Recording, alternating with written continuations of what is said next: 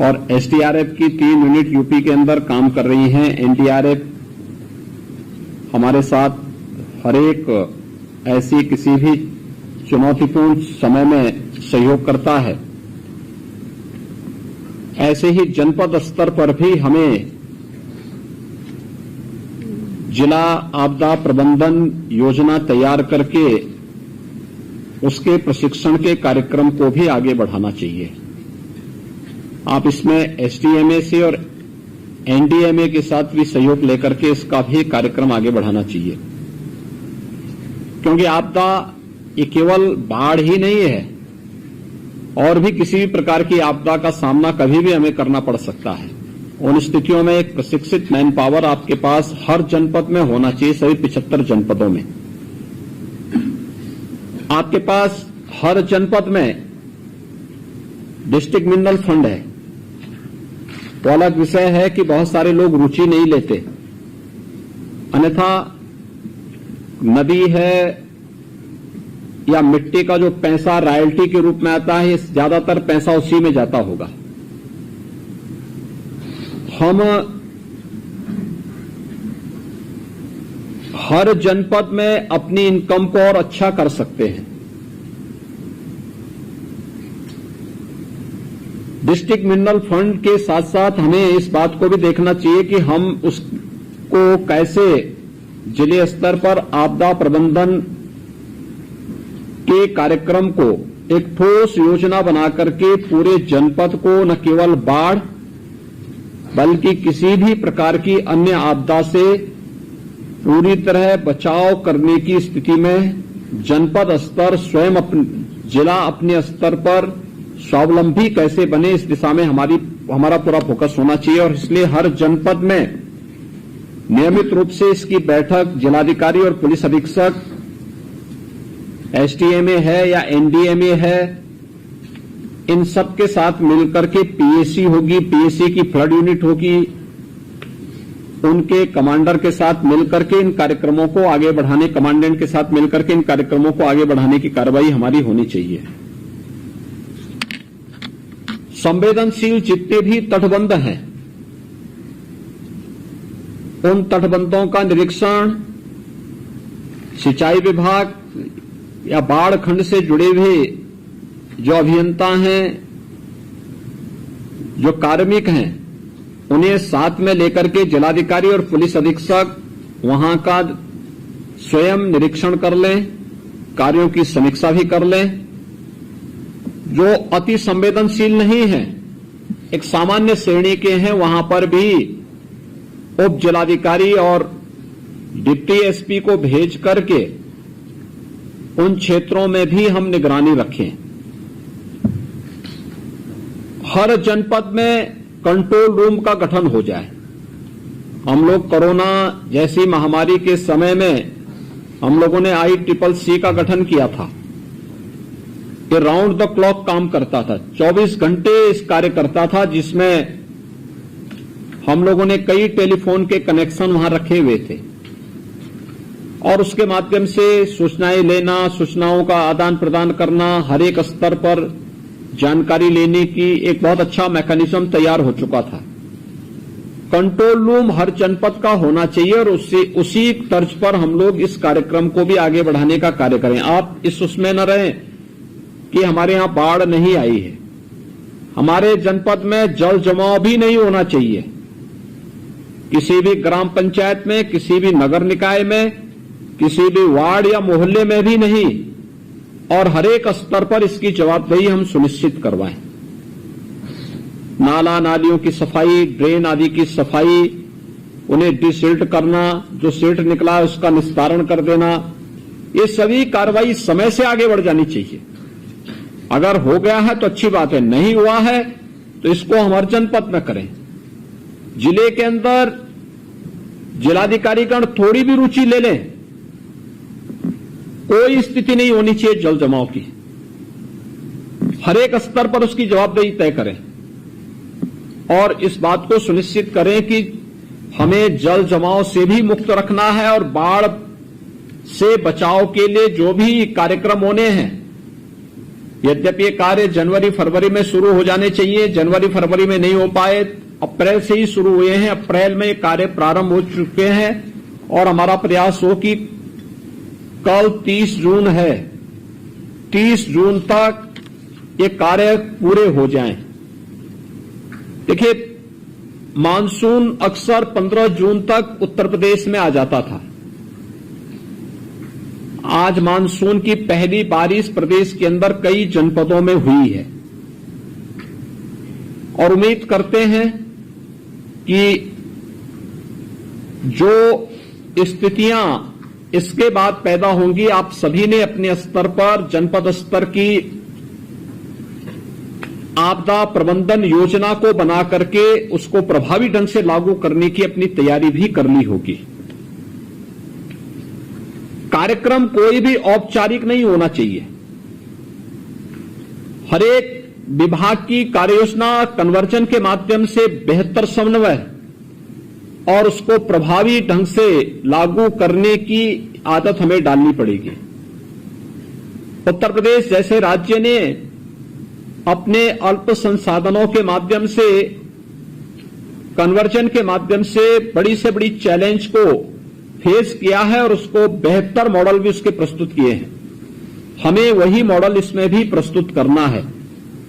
5 वर्षों में जो व्यवस्थित कार्य योजना प्रदेश के अंदर बनी थी, परिणाम है कि 40 जनपदों से, यानी जो 26 जनपद अति संवेदनशील थे और बाकी 16 जो जनपद थे जो संवेदनशीलता की श्रेणी में थे, धीरे धीरे करके उनकी संख्या कम होती गई और आज प्रदेश के अंदर जब हम बाढ़ की स्थिति देखते हैं तो बरसात के दौरान विगत वर्ष काफी बड़े पैमाने पर बरसाती पानी आया था।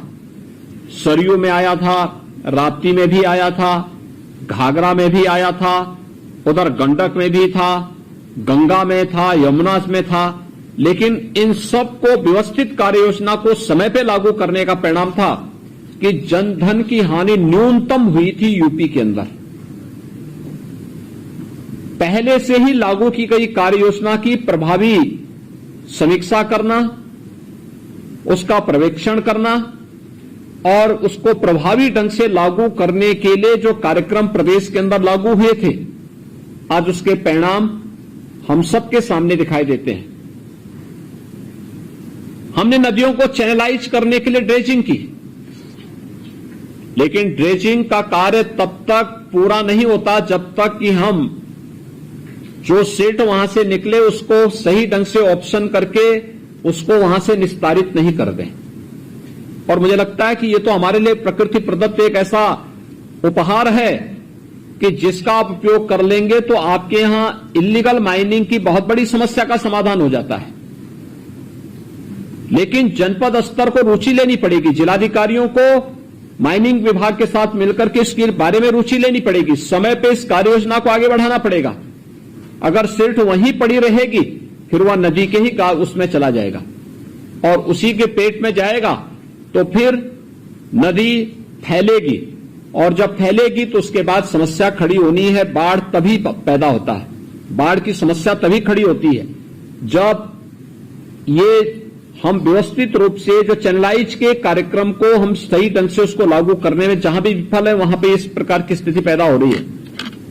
इसलिए अब आपके पास समय नहीं होगा, लेकिन फिर भी अगर संभव हो सकता है तो इस पे अनिर्णय का शिकार न बन करके समय से इस कार्यक्रम को हमें आगे बढ़ाना चाहिए और अगली कार्य योजना को भी अभी से तैयारी कर लेनी चाहिए। उन संभावित क्षेत्रों को पहले से चिन्हित कर लेना चाहिए कि जहां पे हमें नदी को चैनलाइज करना हो, जो तटबंध के नजदीक हो, गांवों के नजदीक हो, वहां पर नदी का अपना एक निश्चित कैचमेंट एरिया होता है। लेकिन कैचमेंट एरिया पर जब भी अतिक्रमण होता है तो नदी वहां से दूर भागती है और जब नदी दूर भागती है तो उसके बाद फिर नई आबादी उसकी चपेट में आती है। उसके कारण जनधन की हानि उसके कारण होती है। हम इस बात को सुनिश्चित करें कि नदी के कैचमेंट एरिया पे किसी भी प्रकार की इल्लीगल माइनिंग न होने दें। मैं देखता हूं कई जनपदों में नदी के कैचमेंट एरिया से लोग मिट्टी निकालते हैं, वहां पे इल्लीगल माइनिंग करने लगते हैं या वहां पर अन्य ऐसी गतिविधियां करते हैं जिसके कारण नदी के कैचमेंट एरिया के साथ खिलवाड़ होता है और फिर वह बाढ़ को आमंत्रित करता है और उसके कारण भी जनधन की हानि होती है। हम इस बात को देखें कि इसको हम हर हाल में हर जनपद इसको रोकें और ये हर जनपद का दायित्व बनता है कि हम लोग अपने यहां इल्लीगल माइनिंग को किसी भी परिस्थिति में आगे बढ़ने न दें, उसको हर हाल में रोकें। जो माइनिंग एक सिस्टम के साथ जोड़ करके शासन की सहमति से और बाकायदा नियमों के अंतर्गत हो रहा है, उसी को हम आगे बढ़ाने के लिए कार्य आगे बढ़ा देंगे तो कहीं कोई समस्या नहीं आने वाली है। हम लोग इस बात को भी ध्यान में रखेंगे कि जो भी कार्य योजना बनी है उसकी क्वालिटी की जांच, तटबंधों की संवेदनशीलता और अति संवेदनशीलता और संवेदनशीलता को ध्यान में रख करके जो कार्य योजना बनाई गई है, सिंचाई विभाग ने पिछले 5 वर्ष के अंदर बेहतर तकनीक को अपना करके बाढ़ बचाव के कार्यक्रमों को आगे बढ़ाने का कार्य किया है। बाढ़ निरोधक उपायों को प्रभावी ढंग से लागू करने का काम किया है। हर जनपद जो भी बाढ़ के प्रति अति संवेदनशील हैं वे इसे वहां पर लागू करें। सबसे बड़ी जिम्मेदारी सिंचाई विभाग के ऊपर आएगी, लेकिन अन्य जिन विभागों की चर्चा यहां पर अभी मैंने की है, ये सभी विभाग जनपद के अंदर भी होंगे। जनपद के अंदर भी इनके साथ बैठ करके जिलाधिकारी जनपद स्तर पर जनप्रतिनिधियों के साथ भी बेहतर संवाद बना करके इस बात को सुनिश्चित करेंगे कि कार्य योजना जो बनाई गई है वह व्यवस्थित रूप से लागू हुई है या नहीं हुई है। ऐसा नहीं कि हम बाढ़ आने का इंतजार कर रहे हैं तब आप नाव की व्यवस्था करेंगे, बाढ़ आने का इंतजार करेंगे तब आप चारे के लिए तब आप टेंडर निकालेंगे। ये सारी कार्य योजना आपके पास पहले से होनी चाहिए। अगर बचता भी है तो जब आपके पास निराश्रित गौआश्रय स्थल है आप वहां उनको बेच दीजिए, बात पे उनकी आवश्यकता पड़ेगी ही पड़ेगी। लेकिन आपके पास हमेशा एक स्टॉक इस प्रकार का होना चाहिए जहां पर आप पर्याप्त मात्रा में बाढ़ पीड़ितों के लिए खाद्यान्न और राहत पैकेट बनाने की व्यवस्था के साथ साथ जो वहां पर बाढ़ के कारण जिन पशुओं को सुरक्षित स्थानों पर पहुंचाने की कार्रवाई होगी उन्हें आप पर्याप्त मात्रा में उनके लिए भी चारे की व्यवस्था दे सकें और इसे हमें प्रभावी ढंग से आगे बढ़ाने की कार्रवाई करनी चाहिए। आधुनिक तकनीक का उपयोग करना चाहिए और हमारा प्रयास होना चाहिए कि बाढ़ एक आपदा है, आपदा के कारण जनधन की हानि को न्यूनतम स्तर तक पहुंचाने की हमारे स्तर पर प्रयास होने चाहिए और ये हर जनपद अपने अपने स्तर पर इस कार्य योजना को बनाकर के लागू करने की तैयारी कर लें। बाद में इसमें शिकायत नहीं आनी चाहिए। शासन के स्पष्ट निर्देश के बावजूद हम इंतजार करते रहते हैं कि जब शासन से कोई कहेगा तो हम राहत पैकेट बांटेंगे। मुझे लगता है कि अगर बाढ़ आ गई है, गांव मेरुंड हो चुका है, तो हमारा प्रयास होना चाहिए कि पीड़ितों का हम भोजन के पैकेट उपलब्ध करवा दें। अगर आपको लगता है कि गांव को वहां से हटा करके सुरक्षित स्थान पर पहुंचाना है तो हमें उन्हें सुरक्षित स्थान पर किसी सार्वजनिक भवन में सुरक्षित स्थान पर रखने की वहां पे पहले से व्यवस्था करनी चाहिए। पीड़ितों में खासतौर पर महिलाओं और बालिकाओं की सुरक्षा का उचित प्रबंधन करना चाहिए। कुत्ता या कोई जंगली जानवर किसी बच्चे को, किसी व्यक्ति को, किसी बुजुर्ग को नुकसान न पहुंचाने पाए, इसकी भी एक वहां पे व्यवस्था देख लेनी चाहिए। लोगों को पहले से ही इन कार्यक्रमों के साथ जोड़ने की तैयारी हमारी होनी चाहिए। अगर ये सभी कार्यक्रम सभी विभाग मिलकर के अपनी अपनी जिम्मेदारियों का निर्वहन करने लग जाएंगे तो फिर बाढ़, जैसे हमने पिछले 5 वर्षों के अंदर व्यवस्थित कार्य योजना के माध्यम से उस पर प्रभावी रोक लगाने में सफलता प्राप्त की है, ऐसे ही हम लोग इस वर्ष भी बाढ़ जैसी आपदा को प्रभावी ढंग से रोकने में हमें मदद मिल सकती है। बेचिंग की जो कार्रवाई एल्गिन चरचरी डैम के पास हुआ है, तटबंध के पास होता है, जो बस्ती के पास हो रहा है, या जो अन्य जनपदों में जो कार्य हुए हैं, हमें देखना चाहिए कि हम अन्य क्षेत्रों में भी अभी से सर्वे करके, बाढ़ के दौरान ड्रोन से सर्वे करके या सैटेलाइट मैपिंग के माध्यम से भी हम इन चीजों को चेक कर लें कि हमें बरसात के तत्काल बाद भी कौन से ऐसे क्षेत्र होंगे जहां पर हम इन कार्यक्रमों को लागू करते हुए नदियों को चैनलाइज करने की व्यवस्था अभी से प्रारंभ कर लें, जिससे कार्य समय पे आगे बढ़ सके। अन्यथा मई जून में कार्य योजना बनाने से कुछ नहीं होने वाला है। यह कार्यक्रम आपके अक्टूबर नवंबर से ही बनते हुए दिखाई देने चाहिए, जिससे अप्रैल आते आते बाढ़ बचाव के सारे कार्यक्रम आप लागू कर सकें।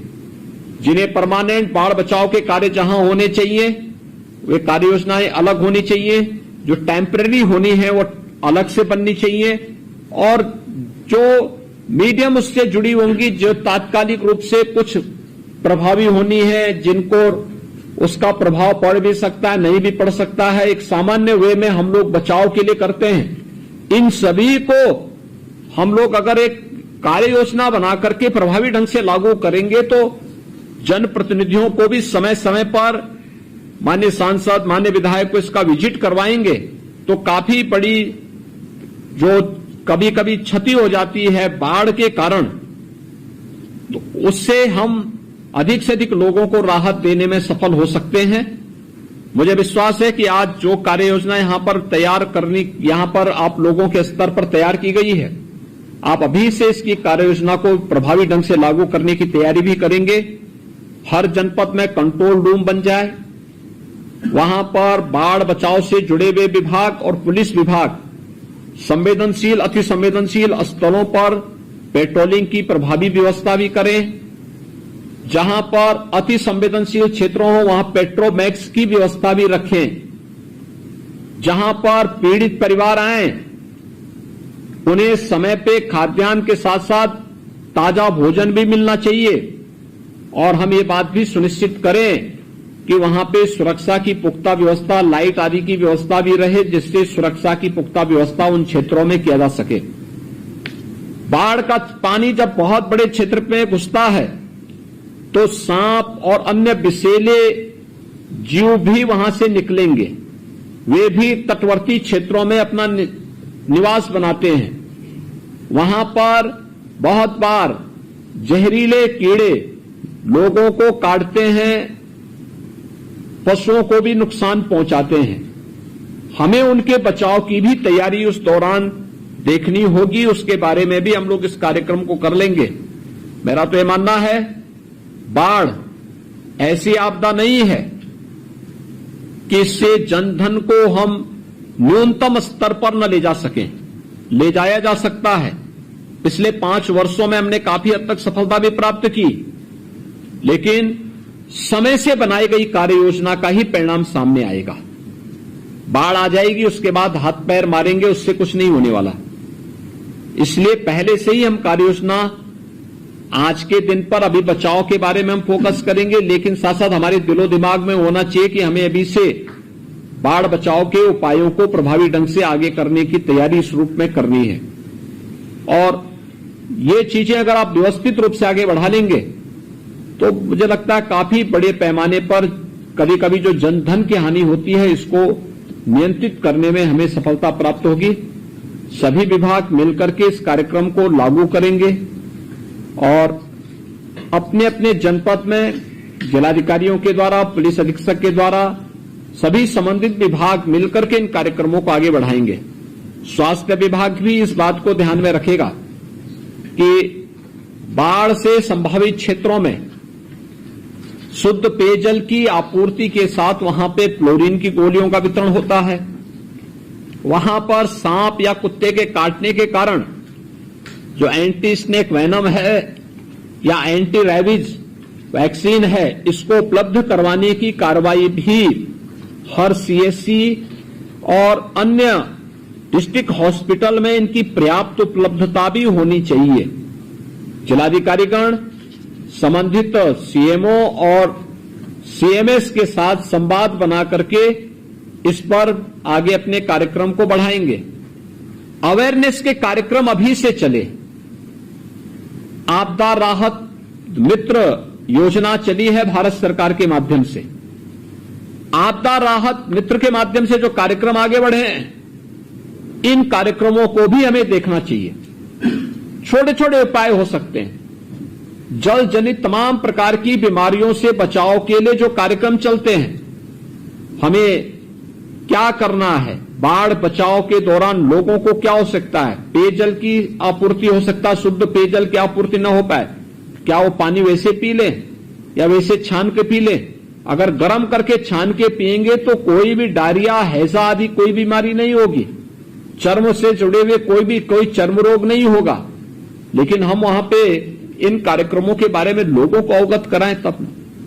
दूसरा, जब बाढ़ का पानी उतरता है या बाढ़ के दौरान भी हमारा प्रयास होना चाहिए कि चिकित्सकों की टीम नियमित विजिट करें वहां पर। हम निरंतर इसके बारे में तैयार करें। कोरोना से बचाव के लिए भी हमें उपाय वहां पे करने होंगे, क्योंकि पहले से बाढ़ की पीड़ा झेल रहा है, इधर कोरोना अलग महामारी है।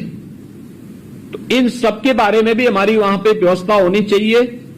अन्य जितने भी विभाग हैं, कृषि है, खाद्य एवं रसद है, पशुपालन है, चिकित्सा एवं स्वास्थ्य है, गृह है, ये सभी, विद्युत विभाग है, विद्युत विभाग को इन चीजों को देखना होगा कि वहां पे पावर सप्लाई तो नहीं हो पाएगी बाढ़ के दौरान, लेकिन पेट्रोमैक्स और जेनसेट आदि की व्यवस्था हम लोग वहां पे करें। यह काम विभाग के स्तर पर ही होना है, खासतौर पर सिंचाई विभाग की जहां चौकियां होंगी, बाढ़ चौकी होंगी, वहां पे पेट्रोमैक्स की व्यवस्था। राहत कैंपों में, शिविरों में प्रयास होना चाहिए कि राहत शिविर स्कूल की बिल्डिंग में या उस दौरान कोई खाली पड़े पक्के भवन और अच्छे भवन में ही हम इन चीजों को करेंगे। ऐसा न हो कि आप उनके लिए एक टेंट लगाना प्रारंभ करें और बाद में उसके कारण भी समस्या खड़ी हो। सुरक्षा के साथ किसी प्रकार का कोई खिलवाड़ नहीं होना चाहिए।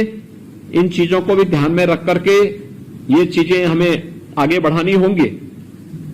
और जैसे विगत वर्ष हम लोगों ने काफी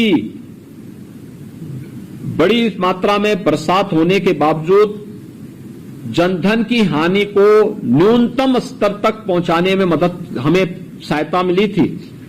इस वर्ष भी बाढ़ जैसी आपदा के कारण होने वाली किसी भी प्रकार की जनधन की हानि को हम लोग नियंत्रित करने में सफल होंगे। ये हम सबको मिलकर के करना होगा। जनपद स्तर पर जिलाधिकारी और पुलिस अधीक्षक इसको नेतृत्व देंगे। शासन स्तर पर कंट्रोल रूम की निगरानी राहत आयुक्त के माध्यम से निरंतर हो। एसडीएमए उनका सहयोग करे वहां पर, और हमारी सभी टीमें अभी से पहुंच जाएं उन क्षेत्रों में जहां पर बाढ़ की पहली आहट होती है। लखीमपुर खीरी, पीलीभीत, सीतापुर, ये जो जनपद हैं, इन जनपदों में अभी से हमारी तैयारी उसे आगे बढ़ाने के लिए हो जानी चाहिए। और वहां पे नियमित प्रैक्टिस करके हम लोगों को एक भय से पहले से मुक्त करने की तैयारी भी करें। जो जवान या जो स्वयंसेवक कार्य में लगते हैं, उनके लिए समय पे लंच पैकेट उपलब्ध हो जाए। अक्सर होता है कि 8-8 घंटे, 12-12 घंटे वे काम कर रहे हैं और उनको कुछ भी नहीं मिल पाता है। ये डिस्ट्रिक्ट एडमिनिस्ट्रेशन इस बात को सुनिश्चित करें कि फील्ड में तैनात जवानों को समय पे भोजन आदि जो भी दिया जाना है, वो पैकेट ताजा और सही भोजन उन्हें समय पे प्राप्त हो जानी चाहिए। बाढ़ बचाव के उपायों के लिए अन्य जो भी प्रयास होने हैं, जिन भी विभागों के स्तर पर शासन ने समय समय पर उस प्रकार के निर्देश जारी किए हैं, हम उसे प्रभावी ढंग से लागू करने की तैयारी करेंगे। ये मुझे आज के यहां पर आपसे कहनी थी। मैं विश्वास के साथ कहता हूं कि 5 वर्ष के अंदर के सफल मॉडल के बाद सिंचाई विभाग और अन्य विभाग मिलकर के इस वर्ष भी बाढ़ जैसी आपदा को नियंत्रित करने में सफल होंगे। इस पूरे कार्यक्रम के लिए मैं आपके साथ में हुई। मेरे आप सबके प्रति शुभकामनाएं भी हैं। धन्यवाद जी। जी हाँ, अगर वीडियो अच्छा लगा हो तो चैनल पर लाइक, कमेंट व सब्सक्राइब करना ना भूलें।